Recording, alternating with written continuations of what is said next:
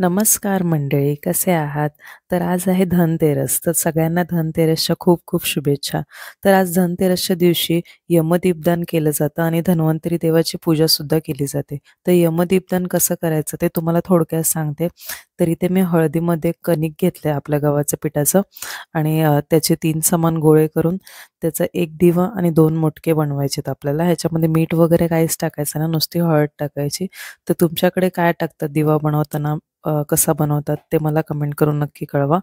तर इथे 2 मुटके बनवलेले आहेत आणि एक मोठा दिवा बनवलेला आहे पसरट असा छान, म्हणजे छान तेल राहील त्यामध्ये आणि 2 वातींची 1 वात करून लावायची आहे किंवा मग एक मोठी वात असेल तर ती लावायची आहे आणि दिव्याला हळदी-कुंकू लावायचं आहे छानपैकी आणि आपल्याला दक्षिण दिशेला हा दिव्याची वाट ठेवायची आहे कारण की यमराज जे आहेत ते दक्षिण दिशेचे स्वामी आहेत. आपल्या कुटुंबातील कोणत्याही व्यक्तीचा अकाली मृत्यू होऊ नये त्यासाठी यमराजाकडे ही प्रार्थना केली जाते आणि त्यासाठीच हा दिवा लावला जातो दक्षिण दिशेला.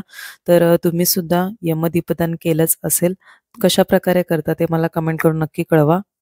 तर यमदीपदान करताना एक मंत्र म्हणायचा असतो, तर तो मंत्र कॅप्शनमध्ये देत आहे. दुसऱ्या दिवशी सकाळी लवकर उठून हा दिवा घरात न आणता डायरेक्ट बाहेरच्या बाहेर टाकायचा असतो.